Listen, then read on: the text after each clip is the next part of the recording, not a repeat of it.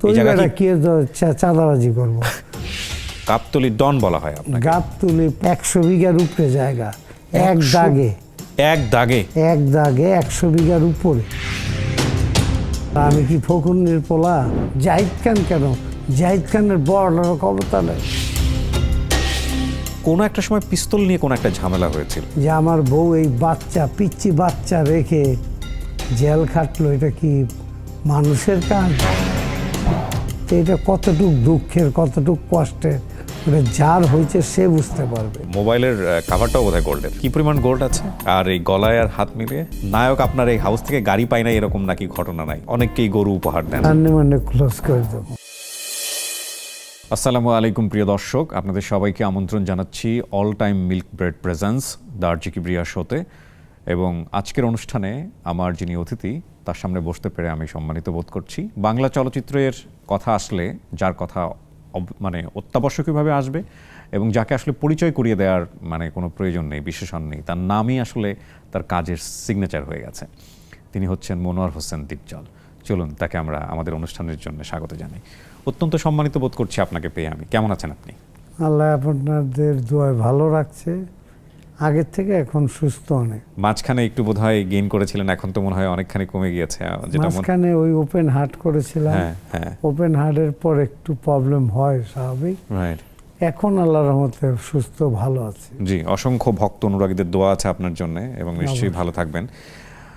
দীপজল ভাই, আমরা আসলে পুরো মানুষের গল্পটাই এখানে তুলে ধরি। আপনার ক্যারিয়ার নিয়ে তো অসংখ্য মানুষ জানেন, আপনি আপনার চলচ্চিত্রে যাত্রা, চলচ্চিত্রে আপনার কন্ট্রিবিউশন, বর্তমানে আপনি কি করছেন, আপনার অসংখ্য ভক্ত আছে। তার বাইরেও অনেক কিছু আছে যেগুলো হয়তোবা কখনো বলা হয়নি, আমাদের দর্শক যারা আছেন তারা হয়তোবা জানেনও না। তো আমরা সেই ধরনের গল্পগুলোই আজকের অনুষ্ঠানে তুলে নিয়ে আসার চেষ্টা করব। ছোটবেলার কথাটা একটু শুনতে চাই। পরিবারে কে কে ছিলেন, কেমন পরিবারে আপনি বড় হয়েছেন? আমরা 4 বোন 3 ভাই। জি। বাপ মা মারা গিয়েছে, মা মারা গিয়েছে অল্প টাইম, বাবা মারা গেছে 88। এই নিয়ে ভাই বোন নিয়ে ভালো আছি। মাঝখানে বিয়েও করেছি, ছেলে আছে 3টা, মেয়ে 1টা। আচ্ছা, বিয়েটা কবে করলেন? বিয়ে করেছি আমি তাও প্রায় 30-35 বছর হয়ে গেছে। জি, আমি ওই ছোটবেলার গল্পটা একটু আনতে চাচ্ছিলাম, মানে ছোটবেলার পরিবারটা নিয়ে একটু শুনতে চাই। যে থাকে না যে বাবা ওই সময় কি করতেন, মা ওই সময় তো গৃহিণী ছিলেন নিশ্চয়ই, সংসারটা কিভাবে চলতো একেবারে ছোট ছোট যখন ছিলেন? জীবনের সাথে চলে নিশ্চিন্তে খান স্বাস্থ্যকর অল টাইম পান, অল টাইম হেলদি লাইফ। ছোট যখন ছিলাম আমার আব্বার পেট্রোল পাম্প ছিল। আচ্ছা। কলামপুরে একটা, সাভার একটা, আর একটা আমাদের বাড়ির সামনে একটা, 3টা পেট্রোল পাম্প ছিল। বাড়িটা কোথায় ছিল আপনাদের? আমাদের বাড়ি ওই সময় গাবতলী টার্মিনাল জাস্ট অফ। মানে আপনার জন্মই ঢাকাতে?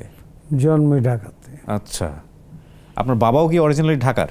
বাপ অরিজিনাল ঢাকা, আমিন বাজার। হ্যাঁ, তার মানে আপনি একদম বলা যেতে পারে বাইবর্ন ঢাকাইয়া।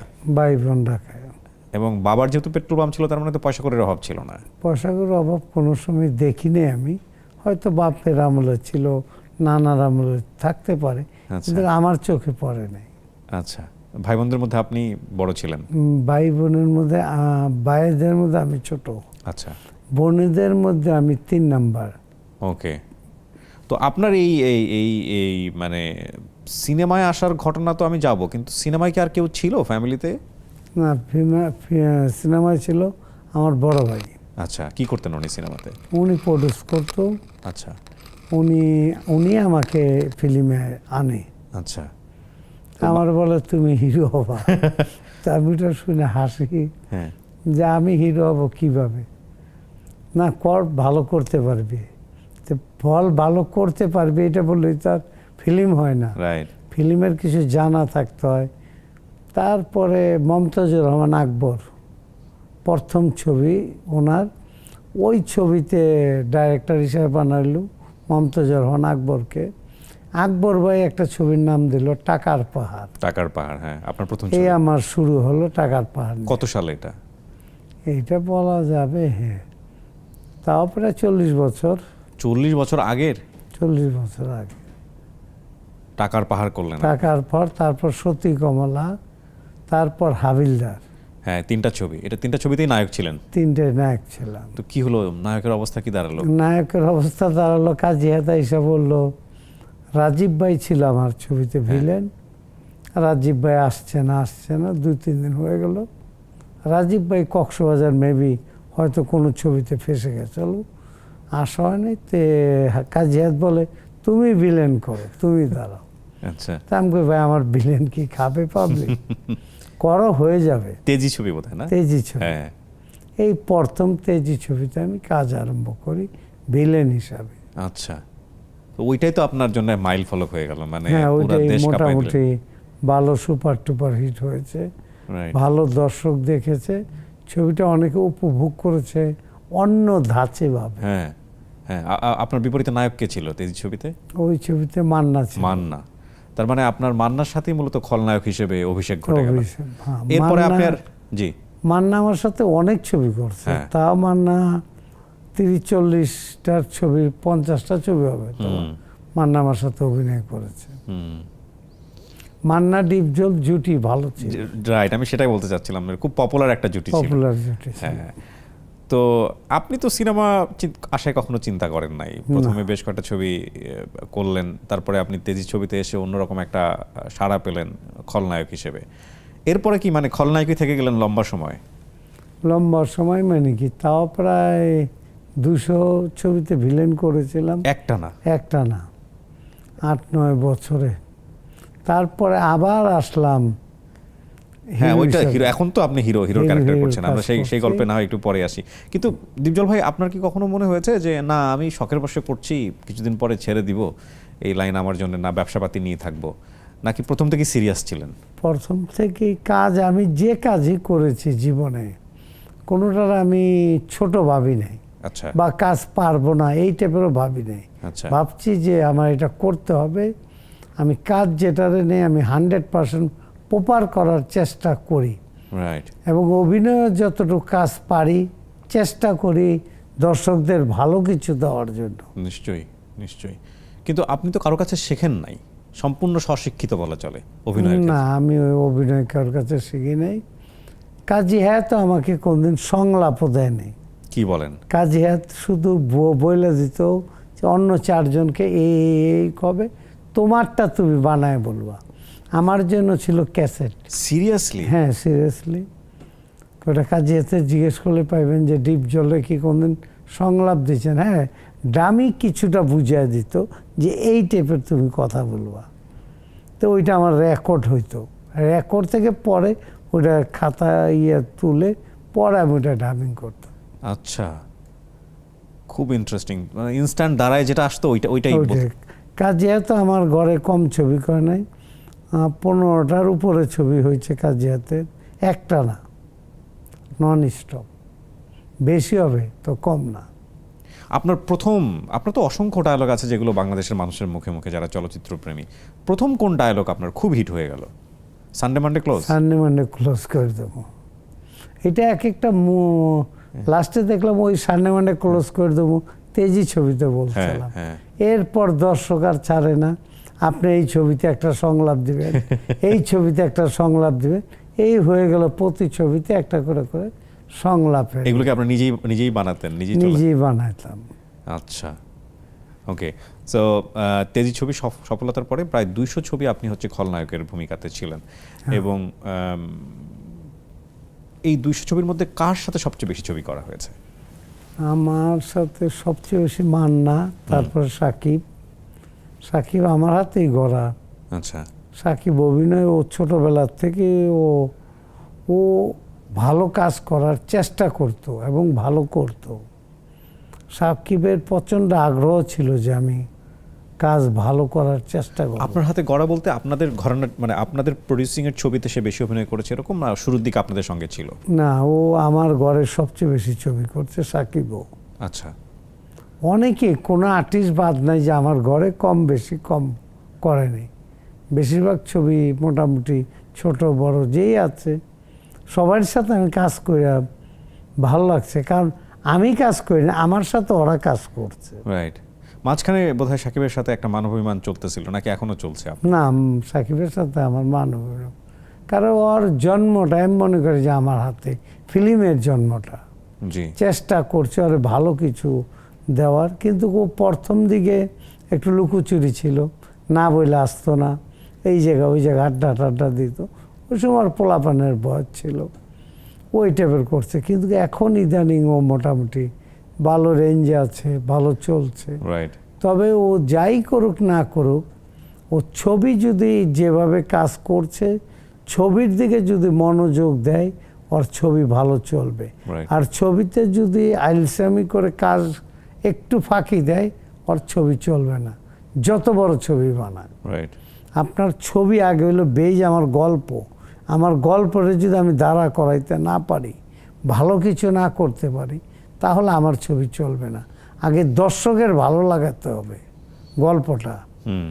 কিভাবে দর্শক ভালো চায়, কিভাবে দর্শক আমার কাছে ভালো কিছু হাতে তালি আশা করে যে এই জায়গায় আমরা হাতে তালি দেবো, ওই টাইপের কিছু কিছু দর্শকের আমরা পয়েন্ট ধরতে পারি। ওই কাজগুলো যদি আমরা দর্শকরা বুঝাই দিতে পারি, অবশ্যই দর্শক খুশি থাকে। রাইট। আপনি যে সময় শুরু করেছিলেন, আপনি মান্নার কথা বলছেন, সে সময় তো চলচ্চিত্রের স্বর্ণালী সময়, মানে ওই সময় ভালো সময় ছিল, খুব ভালো সময়, এবং মানুষ ছবি দেখতো ওই সময়টাতে, ছবি দেখার জন্য মানুষের সময় ছিল হাতে। কিন্তু আপনি এখনকার সময়ের কথা যদি বলেন, এখন মানুষ আসলে ওইভাবে সময় বের করে সিনেমা হলে যেতে চায় কি? আর আমরা আমাদের যে ধরনের ছবি দিচ্ছি, সেখানে আসলে আমরা কি দর্শকদের ধরে রাখতে পারতেছি? দর্শকদের আমি যদি বলি, আমার জিনিস টোটাল উল্টা কথাবার্তা হয়, আর এইটাই রাইট। কারণ এখন ডলবি সিস্টেম চলে গেছে। 400 টাকা 500 টাকা দা কেউ ছবি দেখার, ওই হোটেলের মেচিয়ার, গাড়ির হেল্পার, ড্রাইভার, আরও কিছু লোক আছে যারা একটু লোক লোয়ার ক্লাস। হ্যাঁ, লোয়ার ক্লাস। আমাদের ছবিগুলো লোয়ার ক্লাসই দেখতো বেশি। ছবি এক একটা সিনেমা হলে 2200 3000 দর্শক ক্যাপাসিটি দৌড়তো। এখন একটা সিনেমা হলে আপনার ক্যাপাসিটি কত? হাইস্ট হলে 100। হ্যাঁ, তো ওখানে চেয়ার ভালো, ওই ভালো, এই ভালো, কিন্তু বাট দর্শক হচ্ছে না, কিন্তু টাকা ওই টেপের পাচ্ছে না। বলছে যে আমার ছবিতে 20 কোটি 30 কোটি 40 কোটি 50 কোটি কামা, টাকা তো আর বললি আসে না। টাকা আসাটাও খুব কঠিন ব্যাপার। হ্যাঁ, আসতে পারে হয়তো 8 10 5 কোটি 7 কোটি 10 কোটি আসতে পারে, কিন্তু 50 কোটি ওই কোটি আশা করা, বেদের মেয়ে জ্যোৎস্নার আশা করা, ওইটা অবাস্তব। বাস্তব না, অবাস্তব। আরও যুগ যদি চলেও যায়, তারপরে বেদের মেয়ে জ্যোৎস্না ছবি হবে না। অনেকে দেখি যে বেদের মেয়ে জ্যোৎস্নাকে ওভারটেক করেছে, এটা অতি বাস্তব না, মিথ্যা কথা। সিনেমা হলগুলো হারাই যাচ্ছে, এবং আপনিও দুটো সিনেমা হলের বন্ধ করে দিয়েছেন বা বন্ধ করে দিতে বাধ্য হলেন। মানে এগুলো তো আসলে বাস্তবতা, আমাদেরকে এগুলো মেনে নিতেই হচ্ছে। তার মানে আমরা কি বলতে পারি যে সিনেমা আসলে, বাংলা সিনেমা আসলে আস্তে আস্তে হারাই যাচ্ছে?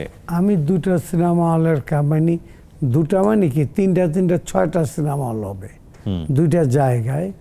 আমি অলরেডি কাজ টাজ করাচ্ছি, ডিজাইনের কাজ চলছে। অতি দ্রুত জানুয়ারির আগেই দর্শক পাবে যে ডিপজলের কাজ আরম্ভ হয়েছে। ইনশাল্লাহ শেষের পথে না পারলেও মোটামুটি মানে চাপানোর চেষ্টা করব। এক এক জায়গায় 3টা সিনেমা, আচ্ছা, সিনেমা হল।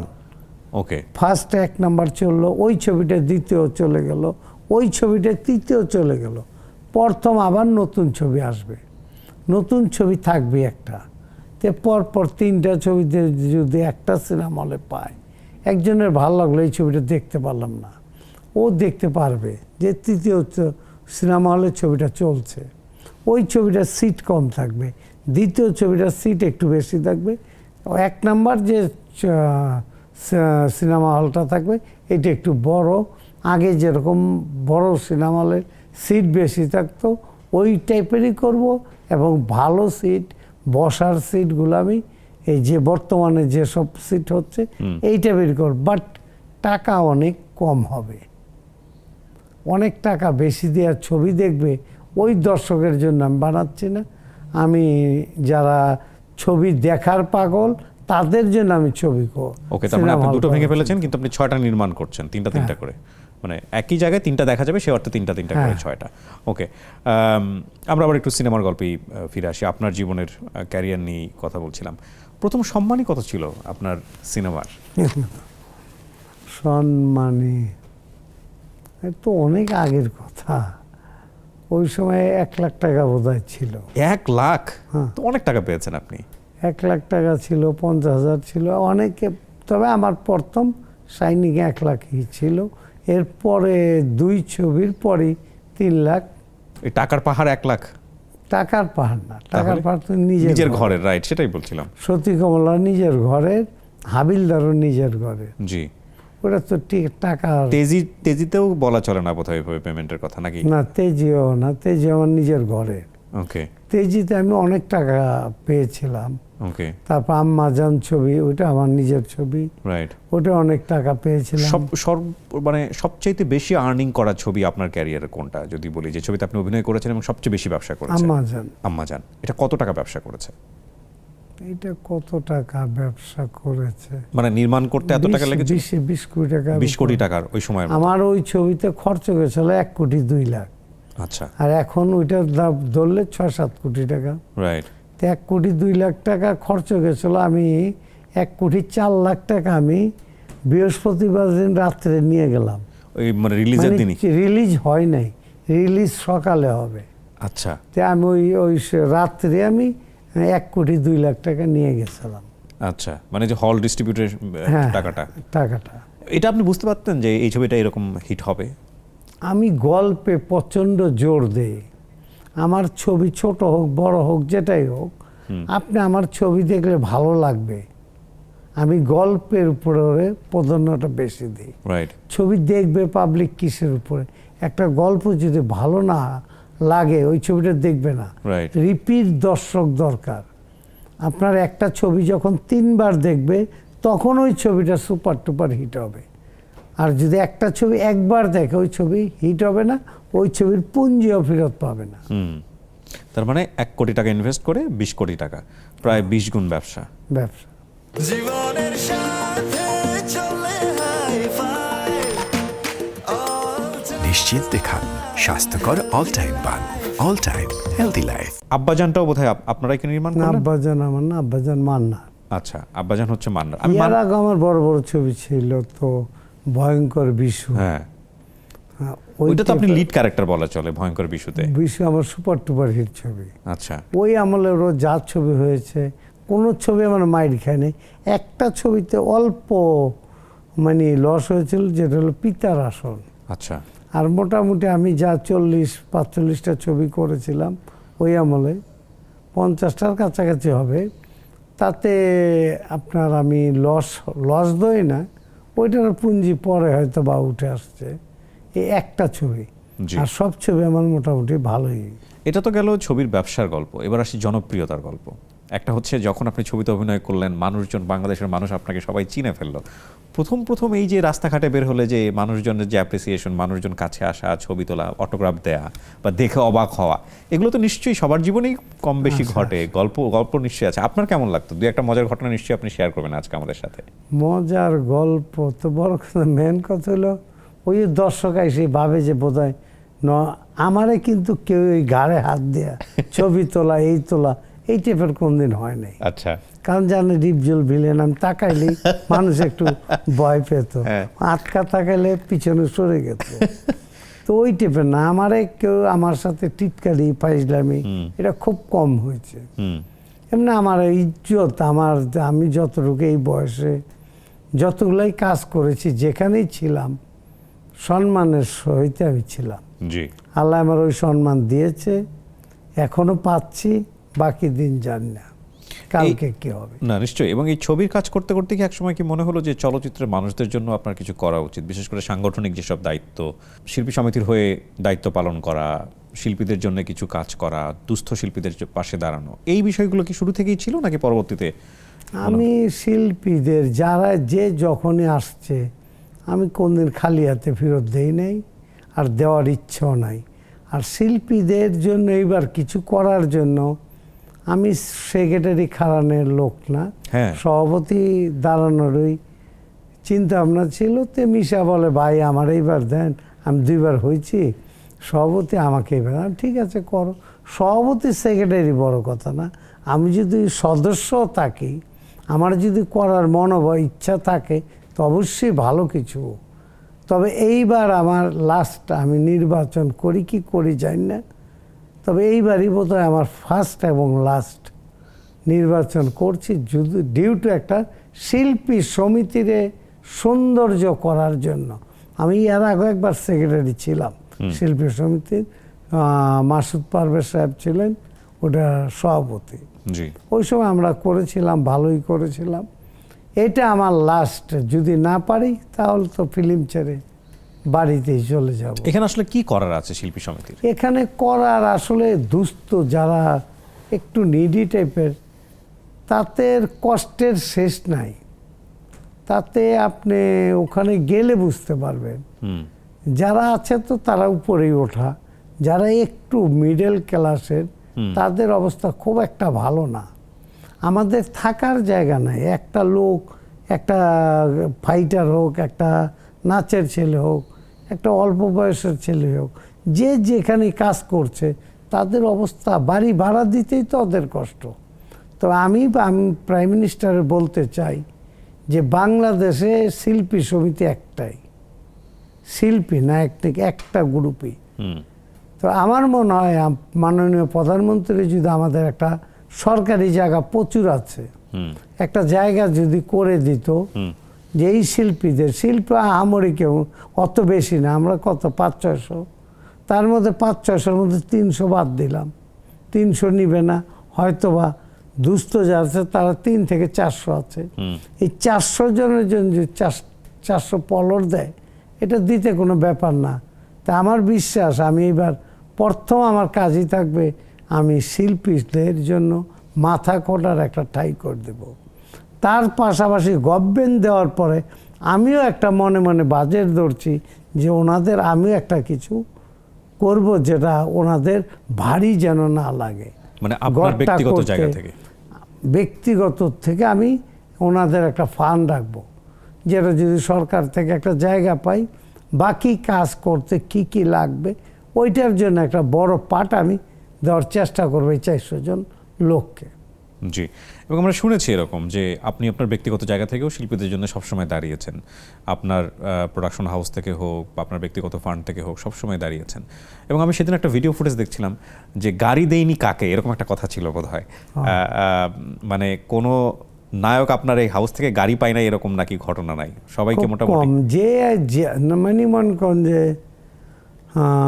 যে আর্টিস্টই হোক, যে দেখছি যে ওর গাড়িটা ভালো না, তে বলছে এটা গাড়ি পাল্টা একটা গাড়ি নিয়ে যাও, যে নিয়ে গিয়ে হয়তো ওই টাকা কিছু, হয়তো ওই সময় গাড়ির দাম 5 লাখ 7 লাখ ছিল, হয়তো 3-4 লাখ টাকা দিচ্ছে, ছবিটা ভালো গেছে আর ওই টাকার কথা ভুলেই গেছি, যে ওই গাড়ি নিয়ে যাও তোমার। ওইভাবে বহুজনের সাথে এরকম ভাবে হয়েছে। হ্যাঁ, আপনি জিজ্ঞেস করলে, যাকে যাকে জিজ্ঞেস করলে অবশ্যই বলবে। এফডিসির অবস্থাটা এরকম হলো কেন আপনাদের মতো এত শক্তিশালী মানুষ থাকার পর? এফডিসির অবস্থাটা বলতে গেলে, বদনামটা করতে গেলে, যেরকম সাপোর্টিং অনেক কিছুতে পাওয়া যায় না। আপনি ইন্ডিয়ার কথা বলবেন বা আরেকটা সাইড বলবেন, তাতে ক্ষতিটা বেশি হয়ে যায়। তবে আমাদের ইন্ডাস্ট্রিটা ভালো ছিল। বাংলা ছবি আসুক ইন্ডিয়ার থেকে, আমাদের সাথে কম্পিটিশন করুক, 7টা মাস না, যে কোনো ছবির সাথে আসুক, ইন্ডিয়ান বাংলা তো আসছিল, সবাই অপিশনই চলে গেছে। কারণ ওনাদের দেশের ভাষা আমাদের দেশের ভাষা এক না, চেঞ্জ, 100% চেঞ্জ। আবার হিন্দি ছবিগুলো আইসা আমাদের ক্ষতি করছে। হিন্দি ছবি হয়তো যে কয়টা আসছে, আমার মনে হয় না 1টা বা 2টা ছবি হয়তো কিছুটা ভালো গেছে, হিন্দি ছবি অত ভালো যায়নি। আচ্ছা, কারণ বাংলা ছবির উপরে আমাদের বাঙালির মন আছে একটা, যে আমার ছবি আমি দেখব, আমি বিদেশি ছবি দেখব না। এই জিনিসটা মানুষের ভিতরে ঢোকা আছে, মানুষের ভিতরে বলা আছে, মানুষ এটা বলে। আপনার এই বয়সে এসে আবার নায়ক হওয়ার ইন্সপিরেশন কিভাবে হলো, মানে কে আপনাকে ইন্সপায়ার করলো, বা আপনি নিজে থেকে মনে করলেন কিনা যে নিজের থেকে হয়েছি বা যেটাই করেছি, এখন তার নায়কের কাজ বয়স নাই এখন। এখন মামা ভাইগনা ওই লাইনে চলে গেছি। আর হিরো বইলে আর আমাকে আর কোনো ছবিতে দেখবে না, হয়তো দুই একটা ছবি আছে এইগুলো দেখবে। এই যে গল্পে আপনি বারবার জোর দিচ্ছেন, গল্প আপনি আপনার জন্য কে দেয়, মানে লেখে কে গল্প বেশিরভাগ? আমার একটা গল্প 4 হাত হয়, 4 হাতে একটা গল্প আমি নিয়ে আসি। 4 জনে আমি গল্প লেখাইলে 4 লক্ষ টাকা ওখানেই যায়। তারপর চা পানি আবি যাবে ওগুলো আরও 1-2 লাখ টাকা যায়। তাতে আমি একটা গল্প 5 থেকে 6 লক্ষ টাকা খরচ করি শুধু গল্পটা নিতে। গল্পটা। তা আপনি কিসের উপরে টাকা ইনভেস্ট করবেন? right. আপনি 10 তলা বিল্ডিং বানাইলেন, ফাউন্ডেশন দিলেন আপনার 5 তলা, Right. ভেঙে তো পড়বেই। আর So, যদি 10 তলাটার আপনি 12 তলা দেন, হ্যাঁ। তাইলে অবশ্যই ভেঙে পড়ার খুব কম থাকবে। রাইট, তার মানে আপনি বলতে চাচ্ছেন চলচ্চিত্রের বানানোর মূল ভিত্তিটাই হচ্ছে, ফাউন্ডেশনটাই হচ্ছে গল্প। অফেয়ারে আপনাকে জিজ্ঞেস করছিলাম যে আপনি বোধহয় গোল্ড খুব পছন্দ করেন। পছন্দ করি, আসলে এটা ছোটবেলার থেকে আমার এটা শখ। আচ্ছা, দেখানোর জন্য পড়ার কিছু না, তাতে আমার সাথে যারা চলছে, আমাকে যারা দেখছে, তারা সবসময় এটা ফলো করছেও, পাইছেও যে আমি এটা শখে পড়ি। হাতে এবং গলায় আপনার মোবাইলের কাভারটাও বোধহয় গোল্ডের। মোবাইলের কভার বললে গোল্ডের কাভার। কি পরিমাণ গোল্ড আছে, মানে আমরা যদি দীপজল ভাইকে আজকে রেখে দিই আমি এখানে, জানি না, এটা 6 ভরি বোধ হয় না কত এই কাভারে খাবার। আর এই গলায় আর হাত মিলিয়ে আমি 30-40 ভরি হয়। ওকে, এগুলো শুধু শখের বসেই পড়া? শখের বসে। আচ্ছা, ফাইন। 30-40 ভরি গোল্ড নিয়ে সবসময় যাতায়াত, এটা ওজন লাগে না? এটা তো অস্বস্তিকরও হতে পারে। গরুর প্রসঙ্গে আসতে চাই। আপনি প্রতি কোরবানির ঈদে অনেককেই গরু উপহার দেন, আমরা যেটা দেখি। আপনার নিজের বোধহয় একটা ফার্মও আছে, এবং আপনি খুব শখ করে বোধহয় এটা রেখেছেন, না? এই গল্পটা আমি শুনি। গরু পালি ছোটবেলার থেকে। আচ্ছা আমি যেখানে বসবো সেখানে গরু থাকতে হবে। আচ্ছা, গরু এক একজনে এক এক ভাবে দেখে, কিন্তু আমার শখ একটা গরু খাওয়ানো, বোবা যেন কিছু বোঝে না, পরে ভালো জিনিস, সবচেয়ে ভালো জিনিস যেটা, ওইটাই আমি বেছে আর ভালো জিনিসটাই খাওয়াবার চেষ্টা করি। অনেকে কম পয়সায় কম দামি জিনিস খুঁজে গরুরে খাওয়ায়, তাতে গরুটা খুব একটা ভালো সচ্ছল থাকে না। আর আপনি আমার গরু দেখলে বুঝতে পারবেন যে গরুর মানে স্ট্রাকচার দেখলে বোঝা যায় স্বাস্থ্যবান, বোঝা যায় হ্যাঁ, যে ভালো। কি অবস্থা। কতগুলো গরু আছে আপনার ফার্মে? আমার গরু এখন আছে 400-র কাছাকাছি। 400? জীবনের সাথে চলে হাই ফাই। নিশ্চিন্তে খান স্বাস্থ্যকর অল টাইম পান। All Time healthy life. আপনি শুরু করেছিলেন মানে কি ছোটবেলা থেকেই গরুর সঙ্গে, মানে গরু পালতেন? না, ছোটবেলা গাভী পালতাম 8-10টা। হ্যাঁ। ওটা বাড়িতেই দুধ টুধ লাগতো, আচ্ছা, আর নিজেও খেতাম আগে দুধ এখন হ্যাঁ, খেতে পারি না, কারণ দুধ খাওয়া নিষেধ। আচ্ছা, স্বাস্থ্যের কারণে? না, ওই কি যাই হোক, ফিজিক্যাল কিছু প্রবলেম আছে সে physical কারণে। কিছু প্রবলেমের জন্য। তো এই গরুর ফার্ম দেওয়ার চিন্তা ভাবনা আসলো কোথা থেকে মাথায়? আমার ফার্ম দেওয়ার চিন্তা না, আমি আমার নানাও পালতো, হ্যাঁ। নানাও যেখানে বসতো সেখানে গরু রাখতো, থাকবে, হ্যাঁ। গরু পালতো। ওই নানার দেখা দেখি আমিও যেখানে বসি সেখানে 2-4টা গরু পালার চেষ্টা করি। এখন একটু বড় করে করছি, আরেকটা আরো বড় করছি সিঙ্গেলে। হ্যাঁ। ওটা 1000 গরুর জায়গা করছি, তাতে 1000 গরু ওখানে পালবো। আমার হঠাৎ করে মনে পড়লো আড্ডা দিতে দিতে, কোনো একটা সময় পিস্তল নিয়ে কোনো একটা ঝামেলা হয়েছিল, আমি যদি ভুল না করে থাকি, আজ থেকে বেশ কয়েক বছর আগে, এবং সেটা নিয়ে পত্রপত্রিকায় অনেক নিউজও হয়েছিল। আপনি যদি ভুল না করে থাকেন, বেশ কিছু বছর আগের গল্প হবে। পিস্তলটা বৈধ ছিল না অবৈধ ছিল এটা নিয়ে বোধহয় অবশ্যই আমার লাইসেন্স এবং মিডিয়াও ফেস করতে হয়েছিল এই সময়টাতে। কি হয়েছিল ঘটনাটা একটু বলবেন? ওটা আমার 22 রাইফেল একটা ছিল। আচ্ছা। আমার 4টা আর্মস। ওকে। 4টা আর্মসের একটা আর্মসের লাইসেন্স ছিঁড়া ফালায় দিয়ে ওই 22 রাইফেল আমার বউরে দিছে যে এটা 2 নম্বর লাইসেন্স, আচ্ছা, মানে লাইসেন্স নাই এই রাইফেলে। ওকে। ওটা আমার বউকে দিল। তো একটা মহিলা মানুষকে একটা লাইসেন্স করা আর্মসে বেআইনি বানায়া দিবে, এটা কি দুনিয়ায় আদৌ হয় না? ওই কেস তো আছে থানা কোর্টে তো ওই কেসটা এখনো এখনো শেষ, চলছে? কেস শেষ, আচ্ছা। ওই কেসটা তো এখনো আছে। তো এটা কি দেখার কেউ নাই আমাদের বাংলাদেশে? নাই যে আমার বউ এই বাচ্চা, পিচ্চি বাচ্চা, আমি সময় আমার দুটো বাচ্চা পিচ্চি, দুটো পিচ্চি ছিল, এই পিচ্চি বাচ্চা রেখে জেল খাটলো, এটা কি মানুষের কাজ? এবং আপনার ওয়াইফ যদি আমার বেআইনি হইতো তাতে আমার বলার কিছু ছিল না। আমার 4টা আমসে আমার লাইসেন্স করা, কই আমার যে লাইসেন্স নিল, এইবার যে লাইসেন্স নিল, কই আমার, আমি যে থানায় জমা দেই, এটা কি আমার বেআইনি? অবশ্যই বেআইনি না, আমার লাইসেন্স কি তো আমস। তা আমার বউকে একটা পিস্তলের আমার রাইফেলই, লাইসেন্স করা রাইফেল, আমার লাইসেন্স ছিঁড়া ওটা ডুপ্লিকেট বানা দিল। তে কোন জগতে বাস করি? এটা এই এখন না, এটা আরও প্রায় 20 বছর আগে, এক্স্যাক্টলি আমার হঠাৎ করে মাথায় এসেছে এরকম একটা কোনো ভিডিও 20 বছর আগে। আগের গল্প। তে আপনার বাচ্চা দুটা কি অবস্থায় ছিল? বাচ্চা পিচ্ছি পিচ্ছি বাচ্চা রাইখা আপনি আমার লাইসেন্স দেয়া, আমার আমস দিয়ে আপনি আমার বউরে ফাঁসায় দিলেন, দিয়া বললেন এটা বেআইনি। এটা কি আদৌ সম্ভব? তো ভাবি জেলে ছিলেন? হ্যাঁ। ওহো, তো এটা কতটুক দুঃখের, কতটুক কষ্টের, ওটা যার হয়েছে সে বুঝতে পারবে। Right, definitely. তো মানুষ হলে এটা করা উচিত না। করা উচিতও না। মিডিয়াতে বিভিন্ন সময় বিভিন্ন খবর আসে যেগুলো আসলে অনেকখানি রটানো, বানানো। যেমন অনেকেই বলে যে গাবতলীতে মানে প্রচুর প্রভাব বিস্তার করেন আপনি, এবং গাবতলীর ডন বলা হয় আপনাকে। গাবতলী 15-20 বছর গাবতলী মাটিতে আমার বাপ মার খরচ হইলে হয়তো গেছি। 20 বছরে কেউ বলতে পারবে না ডিপ জলকে আমি এখানে দাঁড়ানো দেখছি। 20 বছর, তাহলে তো কীভাবে গাবতলী ডন হয়, মানে কীভাবে হয়? আর আমি কি ফকুন্নির পোলা? আমার বাপ দাদার কি কিছু নাই? রাইট, আমার কি ইনকাম সোর্স নাই? রাইট। আমি কি ব্যাড ট্যাক্স দেই না? অবশ্যই দেই। তা আমি তো রাস্তাঘাটের ছেলে না যে আমি ওই চাঁদাবাজি করে খাবো। তো এটা আমার এলাকায় গেলেই তো বুঝবেন। Right. জিজ্ঞেস করেন না 10 জনের যায়, 10 জনের যদি আপনি 5 জন পান আমি মেনে নেব কথা। 10 জনের মধ্যে 100 জনের মধ্যে আপনি 1 জন পাবেন কিনা সন্দেহ। আমার এলাকায় যান, গিয়ে বলেন ডিপ জল কি করে। ওই বড় কথা বলতে চাই না, ডিপ জলে খারাপ বলবে আমার মিরপুর এলাকায় কোনো লোক নাই বলার। নিঃসন্দেহে ভালো করলে মানুষের ভালোই বলা অবশ্যই উচিত, ভালো ভালো বলা। বলা উচিত। আপনি ভালো প্রচুর সালামি চেষ্টা। দেন, আমি দেখেছি প্রচুর সালামি দিতে পছন্দ করেন এবং খুব মোটা মোটা বান্ডিলের সালামি।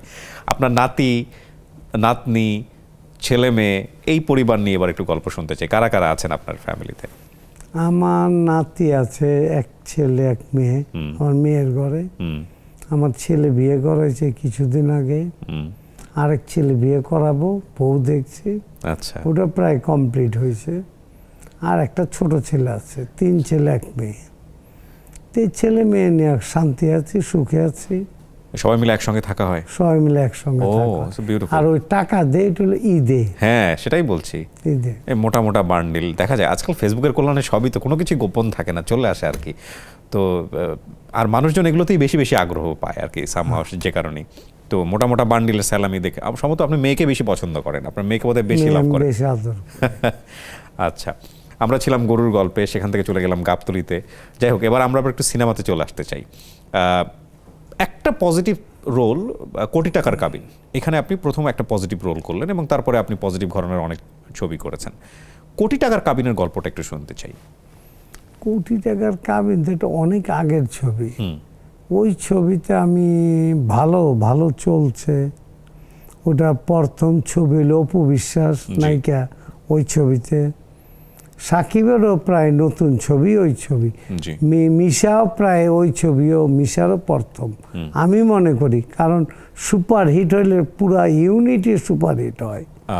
তার আগে অপু বিশ্বাসে কেউ চিনত না, সাকিবরে চিনত কিছু লোক, মিশারে চিনত কিছু লোক। ওই ছবির পর আর চিনার কেউ পিছু টান হয়নি। সামনে পেয়েছিল, তারপর রাজ্জাক ভাই ছিল, ফারুক মামু ছিল, সুচরিতা ম্যাডাম ছিল, কে না ছিল ওই ছবিতে। ওই ছবি এখন বানাতে অনেক কঠিন ব্যাপার। জীবনের সাথে চলে নিশ্চিন্তে খান স্বাস্থ্যকর অল টাইম পান। All Time healthy life.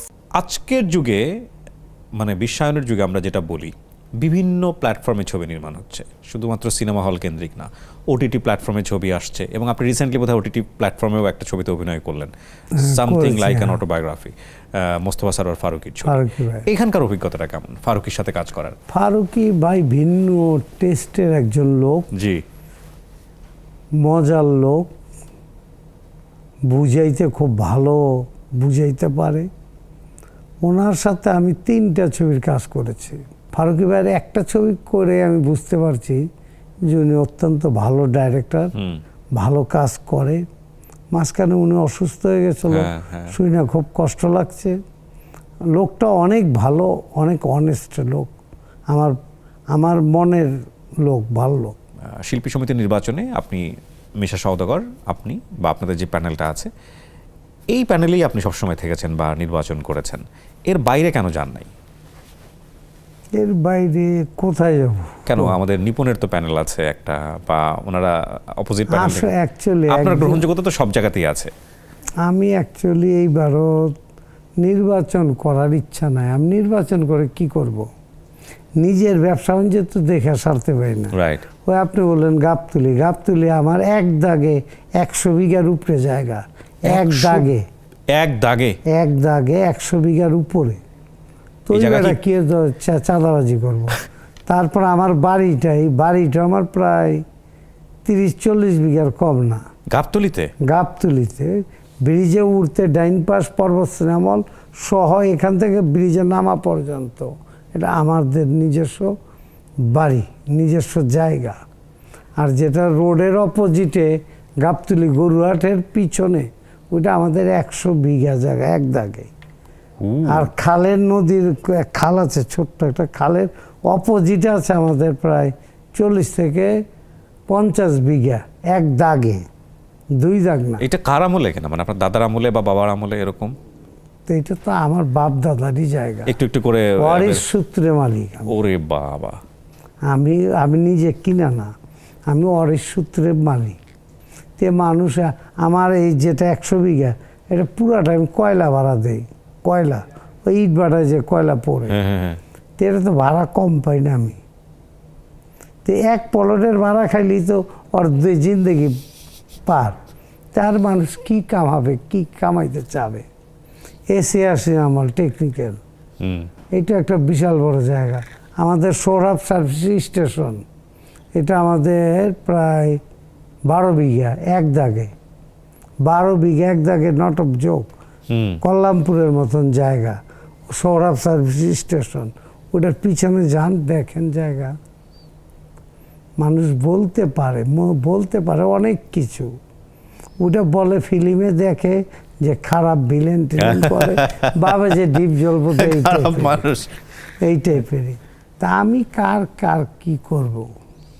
নিজেরটাই তো সামলাইতে হজবজ খাইতে হয়। না, ওই প্রশ্ন যেটা ছিল যে শিল্পী সমিতির নির্বাচন নিয়ে, মানে আপনি আসলে কিছু দিতে চান এই জায়গাটায়, এবং আপনি বুঝতে পেরেছেন আমি একটা জিনিসই দাঁড়াইছি, এইবার দাঁড়ানোর ইচ্ছা। আর কিছু করি বা না করি, যারা মিডল ক্লাস আছে তাদের জন্য কিছু করার, আর না পারলে তো এমনি ফিল্ম ছেড়ে আমি এখন বলুক যে তোমার নির্বাচন দরকার নেই, আমি এখনই হাঁটা দেব, আমার নির্বাচন দরকার নেই। ইফতার এখনও যে 1 মাস ইফতার একটা দিছি আমি এফডিসিতে, প্রতিদিন ইফতার খাওয়ানো হচ্ছে 100, 150, 200 লোকের। তার থেকে আমি একদিন কম বলছি না, এটা আমি আল্লাহর রাস্তায় প্রতি বছরই আমি সাভারে করি। তো এইবার আমি করছি ওখানে না দিয়ে এফডিসি করি। এফডিসি করি মানে এফডিসি এমনি আমি প্রতি রমজানে আমি মসজিদে এফডিসির মসজিদও করাই প্রতি মাস, আর চেষ্টা করি যে ভালো কিছু করার। এইবার আমি পুরো ইফতারটাই আমি এফডিসিতে করাচ্ছি। জায়েদ খান আপনাকে অনেক পছন্দ করে, এটা আমি দেখেছি, এবং অনেক শ্রদ্ধা করে, অনেক অনেক অনেক ভালোবাসে। এটার কারণটা কি? তার সাথে তো দেখা যায় মাঝে মাঝেই বিভিন্ন আর্টিস্টদের বিভিন্ন রকমের সমস্যা, না খুব বেশি না, 2-1 জন একেবারে হাতে গোনা। জাহিদ খান কার কাছে কি আমি জানি না। জাহিদ খান অত্যন্ত ভালো পোলা আমি মনে করি। ওরে কেন পাবলিক ভালোবাসে না তা আমি জানি না। হয়তো কেউর কাছে ভালো, কেউর কাছে হয়। হুম তবে আমার মনে হয় এই শিল্পী সমিতি যারাই আছে, ওই 100-200 কয়জন বাদ দিয়েছিল, ওইটা অবশ্যই জায়েদ খারাপ করছে। ওই জায়গাটা আমি ওরা সাপোর্ট দিব না, কারণ খারাপের সাপোর্ট আমি কোনদিন দিতে পারি না। জি এমনি জাহিদের দিকটা ভালো, কিন্তু কর হইলেও সবচেয়ে বড় খারাপ যে তুই 200 কয়টা লোক যেন বাদ দিছিল। খারাপ তো 200 লোক হইতে পারে না, হইলে 2-4-5 জন, 7 জন, 10 জন, 15 জন লোক হইতে পারে। তার 200-250 লোক বাদ দিবে, ছাঁটাই করবে, এইটা আমি করি না। আমি তো বলছি যে একজন লোকও বাদ যাবে না। যারা কার্ড পেয়েছে, আপনি বিমানের টিকিট কাটলেন জি আমেরিকাতে, জি। টিকিট কি রাস্তাতে কাইটা ছিঁড়া দেবে? আপনার টিকিট তো আপনি আমেরিকা যাবেনই। হুম তো কার্ড দিয়েছেন একবার, আবার ওই কার্ড উইথড্র করে নেবেন, এটা তো হয় না। রাইট ও অভিনয় করছে না করছে এটা দেখার বিষয় না। এখন আবার যারা এই ছাড়লো কয়দিন ধরে গেল, ওনারা তো কেউ একটা ছবি করছে, 2টা ছবি করছে, কার্ড দিয়েছে ওনারাও, আবার এই কার্ড বাদ যাবে না। যারা কার্ড দিয়েছে একবার, যারা কার্ড পেয়েছে, তাদের কার্ডটা যেন সবসময় বলাবদ্ধ থাকে, একইভাবে থাকে। আর যারা কার্ড পেয়েছে তো পেয়েছে, তা আমার মনে হয় 200-250 লোক নিয়ে নেওয়াটা ভালো। কেন কোর্ট কাছারি যাবে ওরা? টাকাটা কে দিবে? কে এত টাকা খরচ করে এই কোর্ট কাছারি করে নিয়ে আসবে? যেই করে নিয়ে আসছে, যেটাই করছে, এইটার রাইট করে দেওয়া উচিত আমি মনে করি। একটা বোধহয় এরকম একটা ঘটনা ঘটলো ওই আপনার ছেলের বিয়ের অনুষ্ঠানে, ভুল না করে থাকলে ওনার সাথে ওমর সানির বোধহয় একটা বাক বিতণ্ড বা কিছু একটা হয়েছিল আপনার সামনাসামনি, বোধহয় পিস্তল বের করে আমার বের টের সামনে করা। মিথ্যা কথা এটা। আচ্ছা আসছে আর কি মিডিয়াতে, যে কারণে আপনাকে জিজ্ঞেস করতেছি। একজন বোধহয় পিস্তল বের করে ফেলছিল বা সামথিং লাইক না দিস। না, আমার টেবিলে তো আচ্ছা কি ঘটনা কি হয়েছে? ওই টাইপের কোনো ঘটনা আমার চোখে পড়ে রে। আচ্ছা আমি মুসলমান হিসেবে আমি কেন মিথ্যা কথা বলবো? পিস্তল বাইকেল তো আমি দেখতাম, আর আমার ওইটার ভিতরে পিস্তল নিয়ে ঢোকা নিষেধ, কারণ গেটেই আপনার চেক করে করে ঢুকানো হয়েছে। Right. ওইটার ভিতরে পিস্তল নিয়ে ঢোকা তো সহজ কথা না। তার মানে জায়েদ খান ওমর সানি নিয়ে যে নিউজটা আসছিল এটা সম্পূর্ণ ভুয়া। অবশ্যই মিথ্যা আমি মনে করি। ওকে আমার টেবিলে ঘটনা, তা আমি তো আমার চোখটা দেখতে পারতাম, আচ্ছা তা হয় নাই। আর ওইটার ভিতরে পিস্তল নিয়ে জাহিদ খান কেন?